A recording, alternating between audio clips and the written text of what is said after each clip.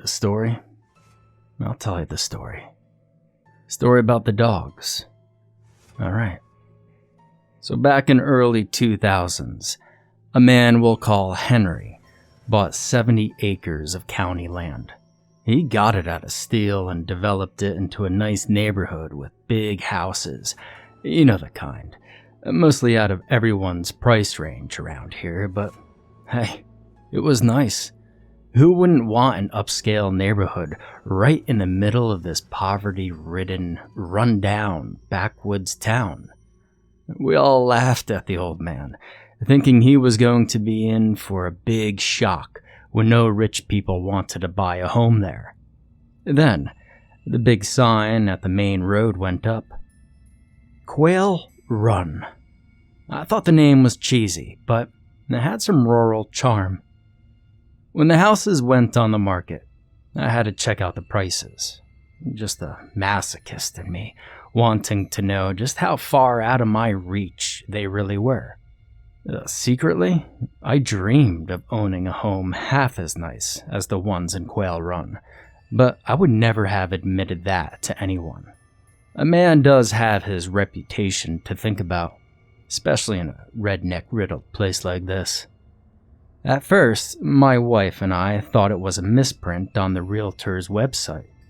There was no way any of those 32 houses could have been in our price range.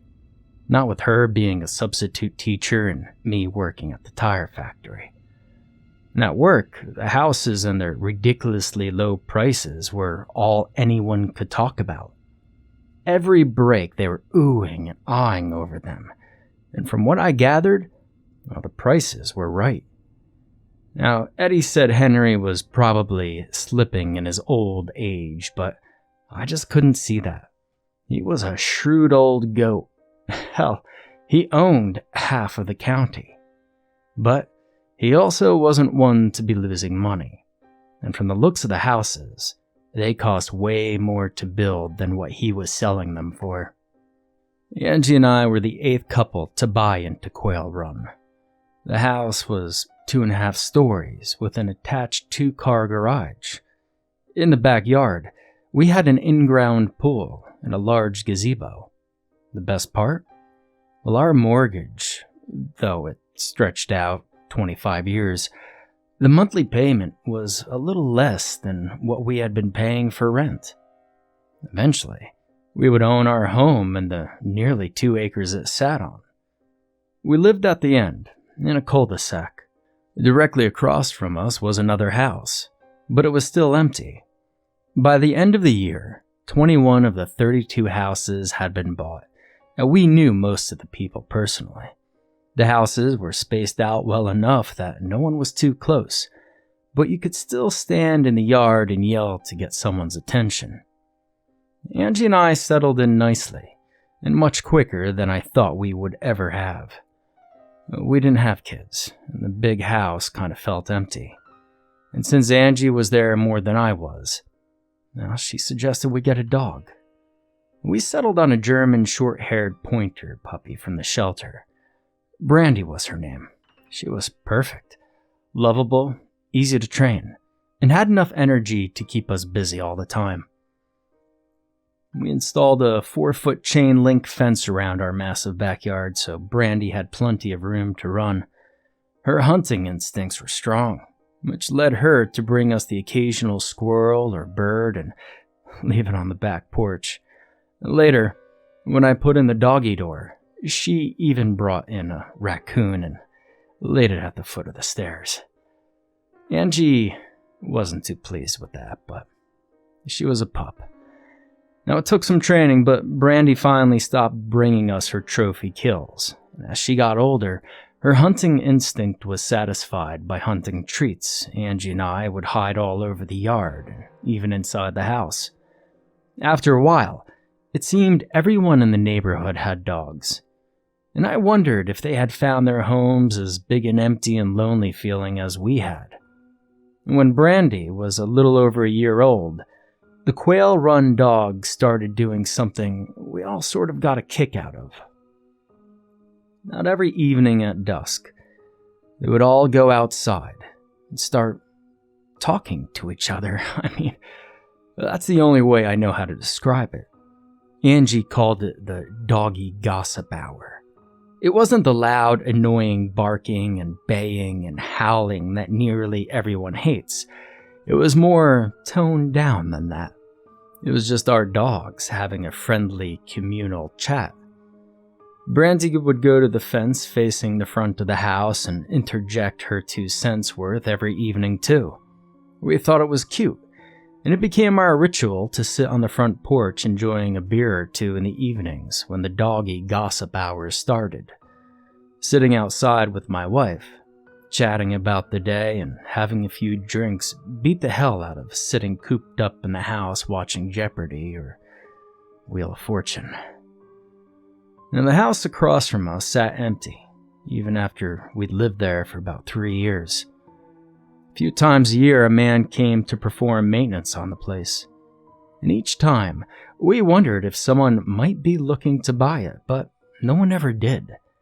I thought it was good because we could have neighborhood barbecues, using the center of the paved turnaround to park the grills and folding tables. There was room for everybody. During the summer, there were barbecues at least twice a month, and over half of them were right in front of our house. If someone had moved into the other house, they might not have liked our little gatherings. Or, well, they might have. I mean, who knows? But Angie seemed bothered by that empty house across the way more with every passing week. She said it looked sad without a family in it.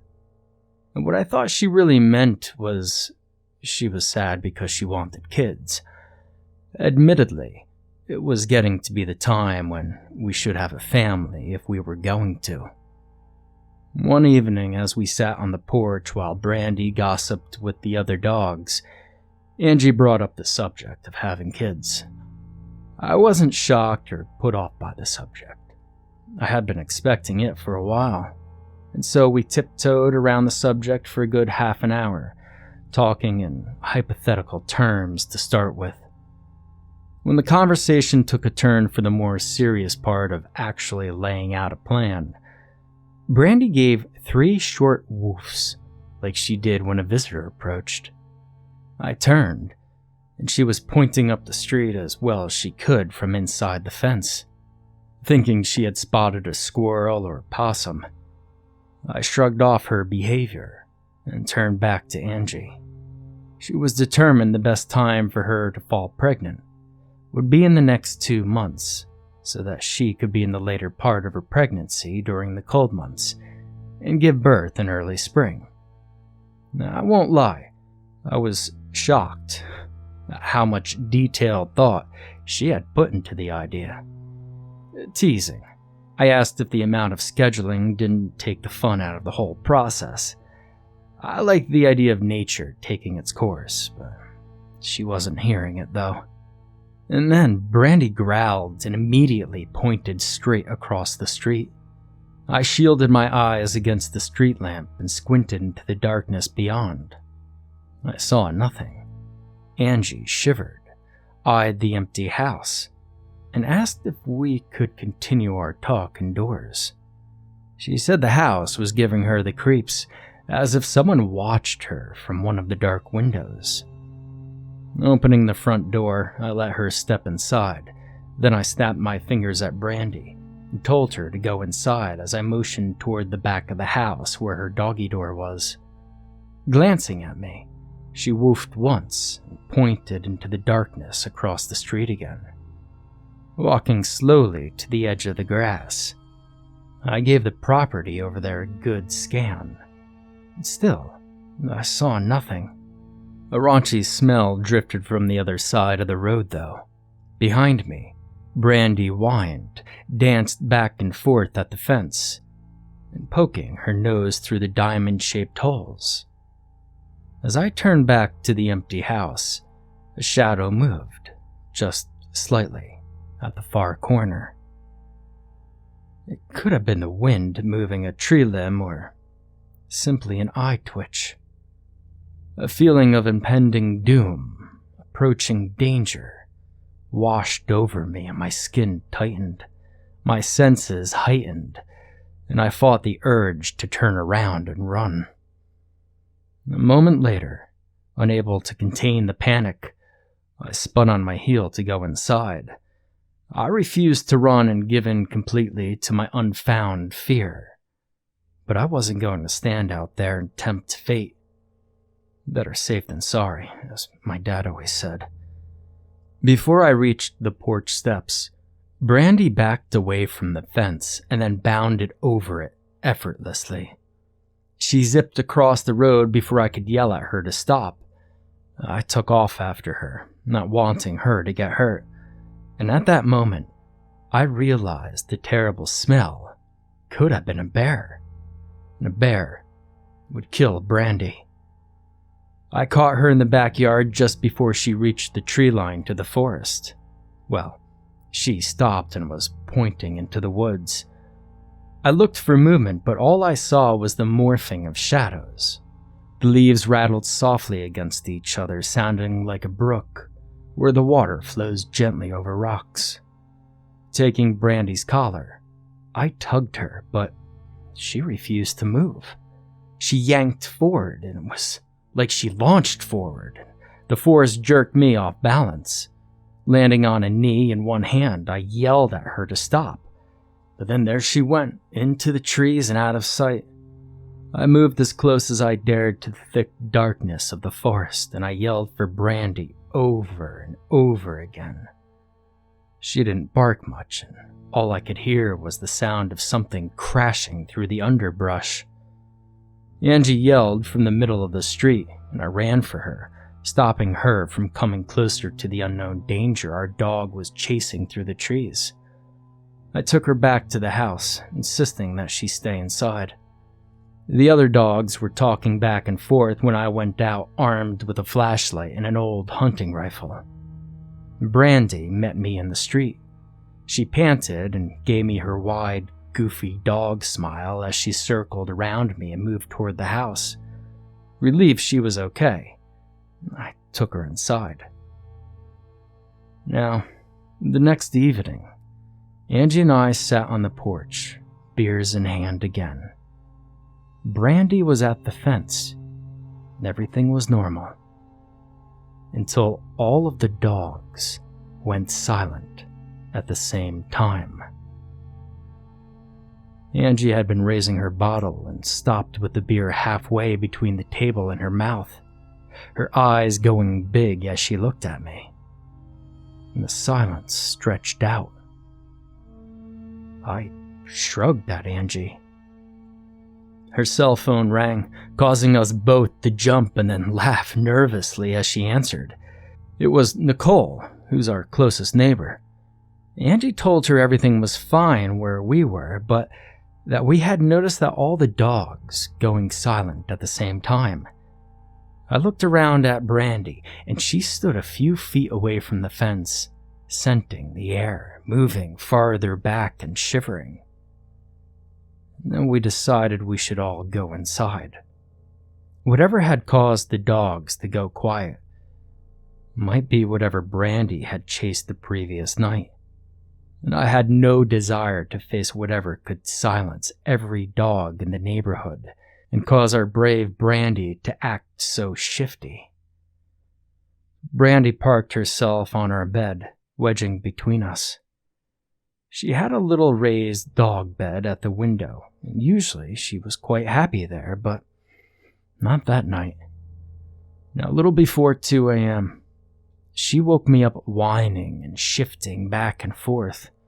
I petted her, trying to quiet her, but she focused on the open doorway and back toward the head of the bed until her butt was against the headboard. And I sat at the edge of the bed, completely unnerved by her odd behavior. Angie woke up and asked, "What's going on?" And Brandy pressed her full weight onto Angie and whined low.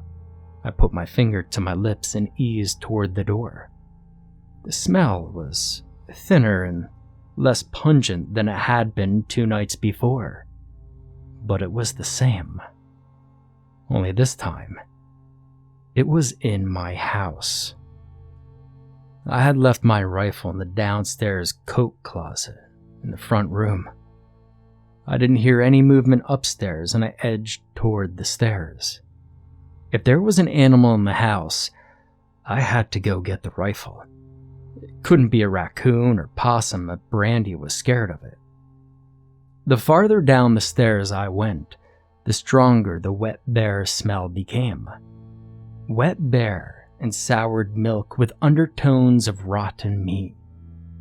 The more smells I could pick out, the more scared I became. Had a bear somehow gotten into the house? Would a rifle defend me against even the small black bears of the area? Arming sweat from my forehead, I paused 3 risers from the living room floor. To my right lay the kitchen and back door, in front of me, and stretching to my left, the living room, which I could see. There was nothing in the living room, but anything could be standing in the kitchen just around the other side of the wall, waiting for me to come into view. The closet door was tantalizingly close, just past the archway leading to the kitchen. I stepped to the bottom riser and paused again. Something thudded against the back door. Was it from inside or outside? The doggy door rattled and the flap slapped heavily back into place, and I held my breath, smiling with some relief. It was probably just a raccoon or possum after all.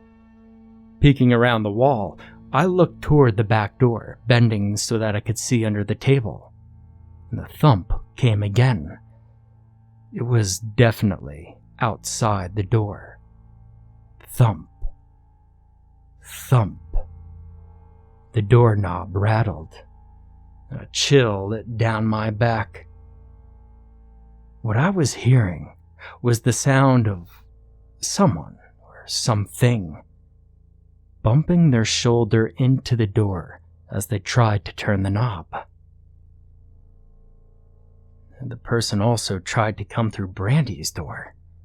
Leaping, I snatched open the closet and grabbed my rifle. As I reached the kitchen, I screamed, "I'm calling the cops." And I was going to, but the phone was on the end of the counter next to the door. Now the intruder stopped. I pointed the gun at the door and stepped lightly toward the phone. Behind me, claws on tile. I spun, bringing the gun around. It was Brandy. I flipped the barrel toward the door again and tried to shoo her away, but she pushed between my legs and the door, shivering and whining. She pushed her side against my leg as if trying to push me away from the door. Stretching, I grabbed the phone. "I'm calling the cops. They'll be here any minute." I knew it was a stupid lie as soon as I said it. Hell, I couldn't even say it with conviction. It would be at least 15 minutes before a cop could get here anyway. I dialed the number and held the phone between my shoulder and ear, keeping the gun pointed at the door. I could barely hear Brandy growling. The sound vibrated from her side into my leg, and she pushed against me harder, never taking her eyes from the doggy door. The operator answered just as a mangy arm shot through Brandy's door. Its long, fingered hand splayed and grasped. Using my leg as a springboard, Brandy lunged forward, snapping at the clawed hand. My sock slipped on the tile, and I slammed my hip into the counter, dropping the phone. And just then, Angie yelped and then screamed as she flipped on the light and saw Brandy fighting with that horribly malformed arm. She dove for the phone and started yelling information into it. I grabbed Brandy's collar and pulled her back. The body attached to the arm slammed into the door, and Brandy shot forward, catching the arm at the wrist. She twisted her head violently and came away with a patch of fur and skin. The creature wailed and the arm retreated. It was unlike anything I had ever heard before. The scream of pain was almost human. but it was mixed with an animalistic growl. Brandy went for the doggy door and I caught her. Falling to my knees, I hugged her to me with one arm, but her size made it almost impossible to hold her as she struggled to get away. Angie appeared and snapped the leash onto Brandy's collar. The creature outside fell silent. I let Angie pull her dog backward across the tile, and I have no doubt if she could have gotten traction, Brandy would have gone after that thing, and it probably would have killed her. Standing, feeling as if I were in the middle of a nightmare, I flipped on the outside lights and peered out the windows above the sink. And my heart hammered so hard it sent shockwaves through my vision. I thought I might pass out as I leaned close to the glass. Whatever had been out there had gone. Now, Angie was still on the phone with 911.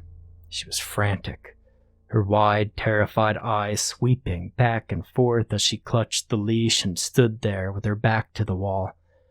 Brandy whined and tried to charge forward, her claws scraping against the slick floor.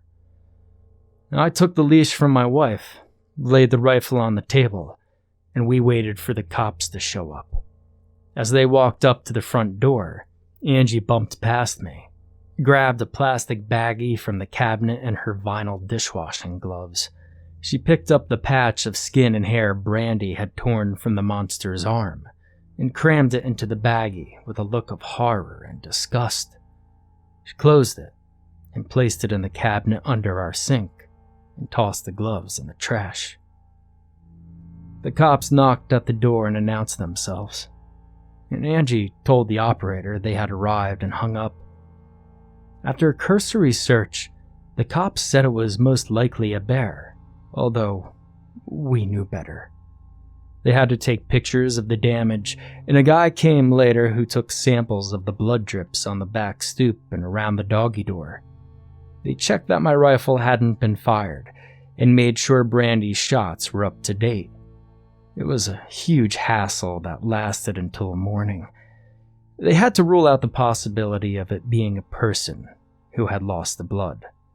Couldn't have an injured burglar running around the neighborhood. 2 weeks later, we got a call from the police department. The analysis of the blood came back as a tainted sample, which meant the specific animal couldn't be identified. It was definitely animal blood, though, so there was nothing for us to worry about. Most likely a bear, and, well, to have a nice day. Angie shook her head. I told you they would say it was a bear. We still have the patch of skin and fur Brandy tore from that thing's arm. We know it was not a bear. I don't know what it was, but it wasn't a bear.